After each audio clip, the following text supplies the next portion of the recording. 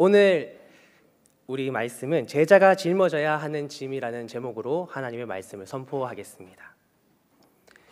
시작부터 이런 이야기를 하면 조금 지루할 수 있겠지만 군대 얘기를 하나 하려고 합니다. 저는 육군 34단에 속해 있는 전차대대에서 근무를 했었습니다. 군대 생활을 두고 기억나는 게 뭐가 있냐 생각해보면 여러 가지가 있겠지만 그 중에 행군을 했던 기억이 많이 남습니다. 행군을 할 때 많이 힘든데 가는 곳곳마다 교회가 없는 곳이 없더라고요. 그래서 그 시골길을 걸으면서 빨간색 십자가를 따라가다 보니까 어느새 행군이 끝나 있었습니다. 그렇게 행군을 하는데 행군을 하다 보면 이런 일이 있습니다. 누군가가 힘들고 지쳐서 더 이상 행군을 지속할 수 없는 사람이 생깁니다. 그럼 그때는 어떻게 하느냐? 그 사람을 그냥 보내는 것이 아니라 그 사람의 군장을 분대장이 집니다. 분대장이라는 사람이 그 군장을 대신 두 개를 짊어지고 걷다가 분대장이 힘이 들면 부분대장이 있습니다. 부분대장이 또 그 군장을 다시 받아서 집니다. 그리고 그렇게 서로 군장을 옮겨지다가 보면 아까 전에 이렇게 탈진하였던 그 사람이 다시 힘을 차려서 군장을 받아지고 결국에는 끝까지 행군을 같이 완주하게 되는 모습을 보게 되었습니다. 오늘은 이렇게 우리가 서로의 짐을 져주자는 이야기를 함께 나누려 합니다. 우리의 신앙생활은 주님 앞에서 행군과 같습니다. 오늘 말씀 속에 서로의 군장을 들어줄 수 있는 저와 여러분이 되기를 소망합니다. 오늘 본문 시작하는 머릿말에 보면 파란 글씨로 써져 있습니다. 서로 짐을 지라. 바울이 세운 초대 교회는 대부분 크고 작은 문제들을 가지고 있었습니다. 오늘 우리 말씀의 갈라디아 교회에는 유대주의 그리스도인들이 있었습니다. 이들은 예수 그리스도를 믿는 믿음만으로는 완전한 구원은 아니다 라고 이야기하는 사람들이었습니다. 율법이 있어야 하고 할례를 받아야만 더 성숙한 그리스도인이다, 이렇게 주장을 하는 사람들이었고 그들 때문에 교회 안에 분란이 있었습니다. 바울은 그들에게 이 갈라디아서를 통하여서 복음의 권위에 대해 그리고 복음과 율법이 어떤 관계에 있는지에 대해서 이야기합니다. 그리고 마지막엔 이 6장에 와서는 최후의 권면을 하는데 그것이 바로 서로 짐을 져주라는 것입니다. 사랑하는 성도 여러분, 만약 행군 도중에 쓰러져 가는 전우를 보고 그 사람을 나무라기만 하고 그 사람을 그저 내버려 두기만 한다면 결국 그 사람은 쓰러져서 행군을 포기하고 한 사람이 행군에서 쓰러지게 되면 그 뒤에 있는 모든 대열이 무너지게 됩니다. 저는 오늘 이 말씀을 통하여서 우리 교회가 예수님 오시는 날까지 이 행군을 잘 지속해 나갈 수 있는, 서로 사랑으로 짐들어줄 수 있는 교회가 되기를 소망합니다. 이제 말씀으로 더 자세히 들어가 보겠습니다. 말씀은 우리가 어떤 짐을 져야 하는지 보여줍니다. 제자가 져야 할 짐 그 첫 번째는 온유한 심령을 가지는 것입니다. 본문 1절을 읽어드리겠습니다.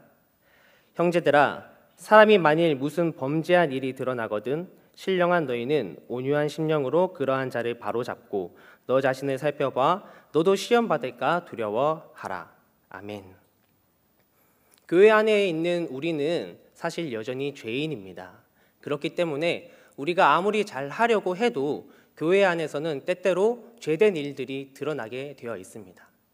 그런데 만약 지금 우리 교회가 갈라디아 교회의 상황이었다면 어떠했을까요? 이 유대주의자 그리스도인들이 그 죄 짓는 사람을 보고 율법에 빗대어서 정죄하게 될 것입니다. 그리고 그 사람을 내쫓으려 할 수도 있을 것입니다. 그런데 이것은 단순히 과거의 일만이 아니라 사실은 지금 우리 교회 가운데서도 일어나고 있는 일들입니다.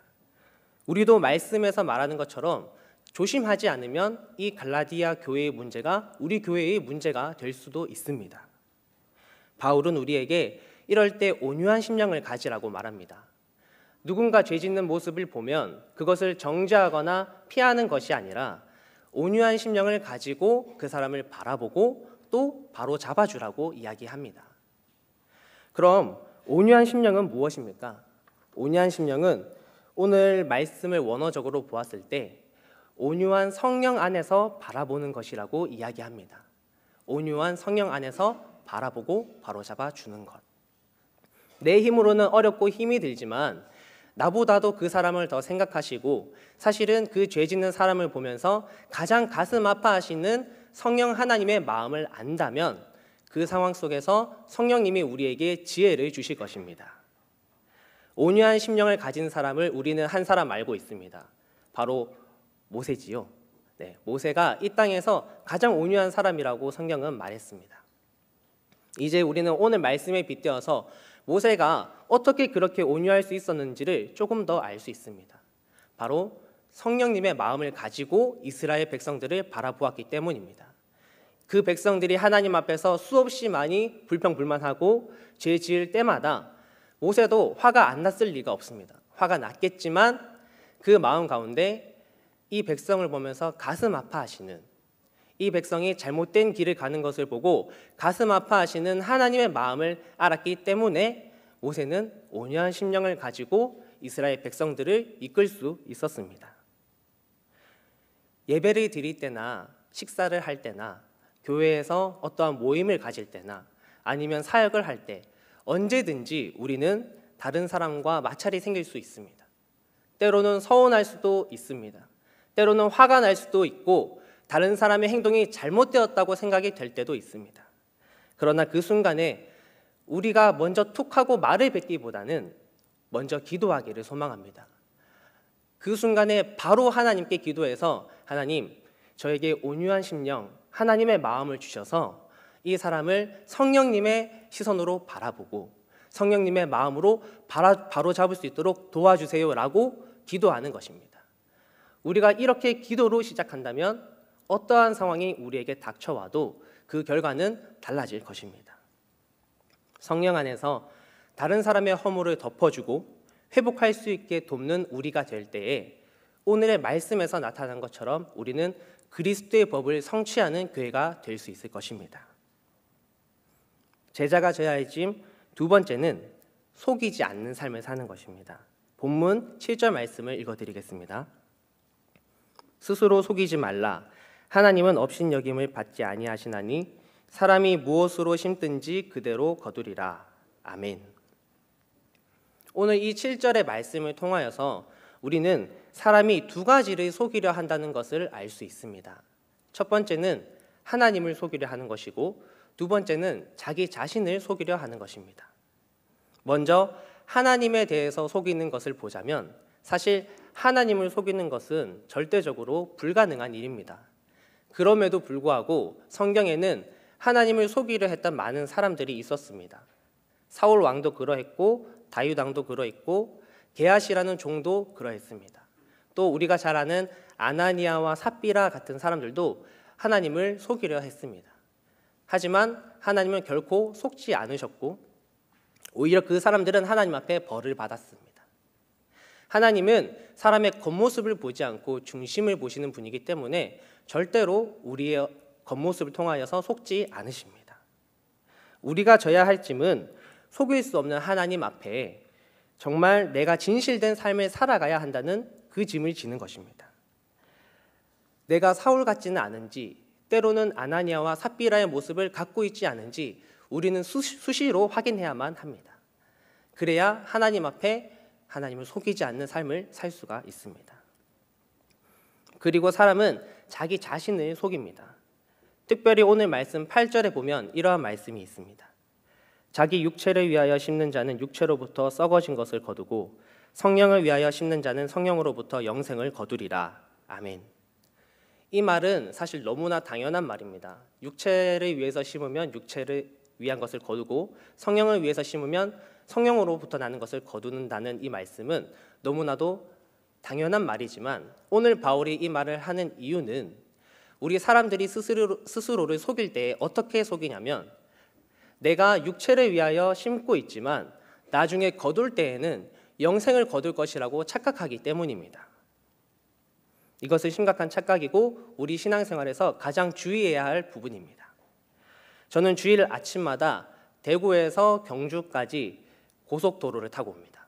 그러면 중간중간 현수막들이 있습니다. 그 현수막들에는 주로 교통사고에 대한 경각심을 일으키는 글들이 써져 있는데 최근에는 그런 문구가 가장 저에게 다가왔습니다. 졸음운전 시 사고 나면 80% 사망, 제가 졸음운전을 정말 많이 하는데 저희 교역자분들이 좀 잘 아십니다. 그래서 그 문구를 보면서 절대 졸음운전 하지 말아야지 라는 생각이 드는 그 순간 저에게 또 다른 마음을 주셨습니다. 졸음 신앙생활 하다 사고 나면 100% 사망. 네, 이런 마음이 들었습니다. 우리가 우리의 모습을 잘 돌아보기를 소망합니다. 신앙생활에서 혹시 졸음운전을 하고 계시지는 않습니까? 졸음운전이 위험한 이유는 아직 내가 이 졸음을 참을 수 있다고 괜찮아 저까지만 가서 쉬어야지 하다 보면 사고가 나는 것입니다. 믿음 생활의 졸음운전은 이런 것입니다.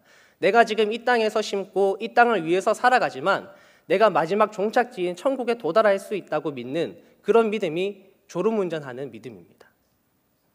사랑하는 형제 자매 여러분, 하나님은 속지 않으시고 이제는 심지어 세상도 속지 않습니다. 세상에 있는 많은 사람들도 교회의 겉모습만 보고 오기보다는 이 교회에 정말 생명이 있는지, 이 교회에 있는 사람들이 정말 그리스도를 믿는 올바로 믿는 사람들인지를 보고 교회를 나옵니다. 이런 시대 속에서 정말 하나님 앞에 속이지 않는 삶을 살기 위해 짐을 지고 걸어나가는 저와 여러분 되기를 소망합니다. 제자가 져야 할 짐 마지막은 포기하지 않는 마음을 가지는 것입니다. 본문 9절입니다. 우리가 선을 행하되 낙심하지 말지니 포기하지 아니하면 때가 이름에 거두리라. 아멘. 앞선 두 가지의 짐들은 사실 우리가 실천하기에 때로 많이 어렵습니다. 무겁게 다가오는 짐입니다.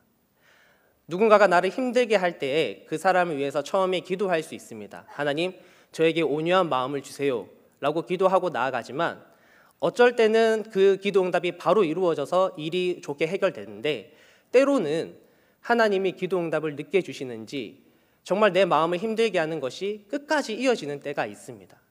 그러다 보면 많은 사람들이 낙심하게 됩니다. 그리고 하나님, 이제는 더 못하겠어요. 저 사람은 아무리 해도 안 돼요. 안 되는 사람이에요. 라고 이야기할 수 있습니다. 바울은 이런 교회의 모습을 알고 있었고 하나님도 이런 우리의 모습을 잘 알고 있었습니다. 그래서 오늘 말씀을 통해 우리 성도들을 위로하고 계십니다. 선을 행하다가 낙심이 되지요. 그러나 포기하지 마세요. 라고 위로하고 있습니다. 포기해서 안 되는 이유가 있습니다. 포기는 진정한 끝이기 때문입니다. 우리가 포기를 얘기할 때면 여리고성이나 나아만 장군을 생각할 수 있습니다. 만약 중간에 하나님의 말씀에 순종하지 않고 포기했더라면 그 끝에 오는 여리고성이 무너지는 기적, 그리고 나아만 장군의 병이 낫는 기적은 결코 볼 수 없었을 것입니다. 제가 이번 설교를 준비하면서 한 가지의 그림을 보게 되었습니다. 그 그림에는 두 사람이 나타나는데 땅굴을 파고 있습니다. 한 사람은 땅굴을 파고 있는데 아직 그 보석이 묻힌 곳까지는 많이 남아 있었습니다. 그런데 그 밑에서 땅굴을 파는 사람은 보석이 있는 곳까지 한 번만 곡괭이질을 더 하면 되는데 그걸 하지 않고 거기서 아무리 봐도 여긴 보석이 없는 것 같아 라고 하며 뒤돌아서서 포기하고 가는 것입니다. 포기는 이런 것입니다. 어떠한 노력들이 그간 들었고 내가 땀 흘렸다고 할지라도 포기하면 그 뒤는 볼 수가 없습니다. 예수님께서 우리에게 자기 십자가를 지고 따르라고 하셨을 때 이 십자가가 쉬운 것이라고 얘기한 적이 없으십니다. 오히려 좁은 문이고 좁은 길이라고 이야기하셨습니다. 우리가 이 좁은 길 좁은 문을 걸어갈 때에 포기하지 않으면 반드시 거두는 것이 있습니다. 오늘 우리가 포기하지 않을 수 있는 최종적인 이유는 7절에서 9절까지의 말씀에 반복적으로 나타납니다. 거두리라, 거두리라, 때가 이름에 거두리라. 아멘. 말씀으로 주어진 것을 포기하지 않고 우리가 그 짐을 짊어지고 갈 때에 예수님이 우리에게 마지막 날 큰 상급을 주신다는 것을 믿으시기 바랍니다. 오늘 말씀에는 이것이 영생이라고 되어 있지만 영생에 대한 소망일 수 있고 또 천국에 대한 소망, 그리고 부활에 대한 소망, 이 모든 것이 우리가 마지막 날에 받게 될 큰 상급이요 면류관입니다. 건강한 나무는 잘 자라서 나중에 그 열매를 맺는 것이 하나님이 이 세상을 지으신 이치입니다. 우리가 하나의 믿음의 나무로서 비바람을 잘 견디고 자라나가면 반드시 마지막에 열매를 거두게 될 것입니다. 저는 어떻게 해서든 여러분이 이러한 삶을 사는 것을 포기하지 않도록 더욱 이 상급을 강조하고 싶습니다. 포기하지 않는 삶을 살기 위해서 우리에게 정말 부활의 소망, 천국의 소망이 반드시 있어야만 합니다. 마지막 때에 우리가 거둘 수 있다는 것을 반드시 믿으시기 바랍니다. 요한일서 5장 4절 말씀입니다. 무릇 하나님께로부터 난 자마다 세상을 이기느니라.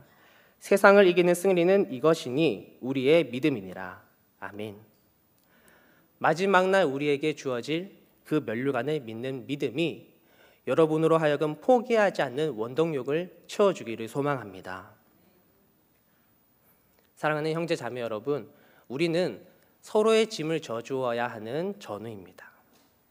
이 땅의 영적 전쟁에서 승리하고 우리 교회가 정말 하나님의 도구로 쓰임받기 위해서는 확실한 길이 있습니다. 바로 힘들고 어려워도 말씀대로 사는 것입니다. 오늘 우리가 나눈 말씀대로 서로의 짐을 져주고 각자가 자기 짐을 잘 지고 나아가는 것입니다. 교회 밖에 믿지 않는 사람들 중에서도 서로의 짐을 지는 모습들이 있습니다. 하지만 사실 그 뒷면 어두운 곳에는 내 짐을 어떻게 해서든지 다른 사람에게 떠넘기려고 하는 사람들도 많이 있습니다. 저는 우리 교회가 그 세상 가운데 빛과 소금 같은 교회 되기를 소망합니다.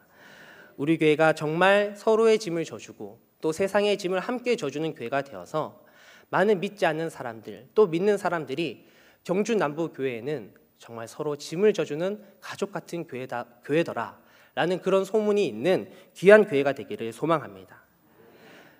우리가 서로 짐을 져주고 하나님의 사랑으로 서로를 바라봐 줄 때에 하나님이 우리를 통해서 영광 받으시고 우리가 후에 기쁨으로 상 받게 될 것이라는 것을 믿으시기 바랍니다. 기도하도록 하겠습니다. 우리에게 서로 짐을 지라고 하신 주님, 말씀을 통하여 우리를 인도해 주시니 감사합니다. 아버지, 교회 가운데 서로의 마음이 힘든 경우가 있다면 먼저 무릎을 꿇고 온유한 심령을 구하는 우리가 되게 하여 주시옵소서. 세상을 살아가면서 믿음을 지켜나가는데 행여 하나님을 속이는 모습을 보이지 않게 도와주시고 하나님께서 나의 중심을 보고 계신다는 것을 기억할 수 있도록 도와주시옵소서. 많은 순간 우리는 포기하고 싶어질 때가 있습니다. 하지만 주님께서 지금도 우리를 위하여 기도하고 계십니다. 여기 있는 모든 형제 자매들이 예수님 오시는 날까지 믿음 포기하지 않고 주신 말씀대로 살기 위해 끝까지 노력할 수 있도록 함께하여 주시옵소서. 우리의 힘과 용기가 떨어질 때마다 말씀과 기도와 찬양을 통하여서 회복하게 하시고 무엇보다 하나님이 약속하여 주신 하늘의 면류관을 기억할 수 있도록 도와주시옵소서. 항상 말씀에 따라 하나님과 동행하는 우리 모든 경주 남부교회 가족들 되도록 인도하여 주시옵소서. 감사와 찬양과 사랑을 드리며 우리와 함께 짐져 주시는 예수님 이름으로 기도드립니다. 아멘.